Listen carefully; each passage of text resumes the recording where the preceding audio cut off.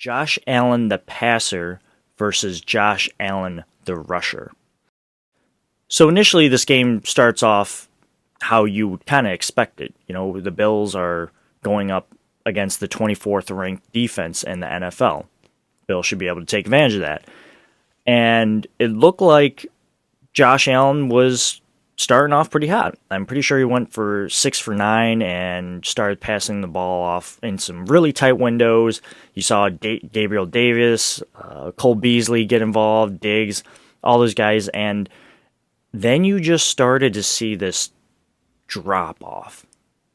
And it didn't really happen until after the 2 rushing touchdowns by Josh Allen, which I'll get to in a second. But after the Bills were up 14 to 5, it just slowly declined. His passing production went lower and lower, and I kept watching this game scratching my head like, what is going on?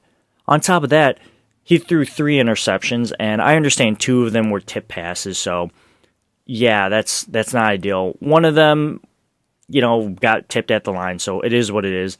The second one, he tries to squeeze it in around like 4 or 5 Falcon defenders, which probably wasn't going to work anyway, but we ultimately know that it got tipped and it got intercepted in the end zone, so that wasn't ideal. And then to start off the third quarter, you see Josh Allen throw another interception where it seems like Beasley kind of gets jammed up, like running a straight line or a go route, and it gets picked off. A.J. Terrell takes it, and it just seemed like the momentum was shifting so hard in the Falcons' favor, and I'm not going to lie, I started to get worried. Josh Allen completed 11 passes for 26 yards, or 11 out of 26 attempts. That's good for 42%, 120 yards on average, a depth of 4.6 yards per average, a rating of 17, much like his jersey. That, in my opinion, was probably one of the worst outings for Josh Allen I've seen in his entire career. And he's come a long way from that. And it just happened. It's fine. But I think my one friend, Joe, put it best.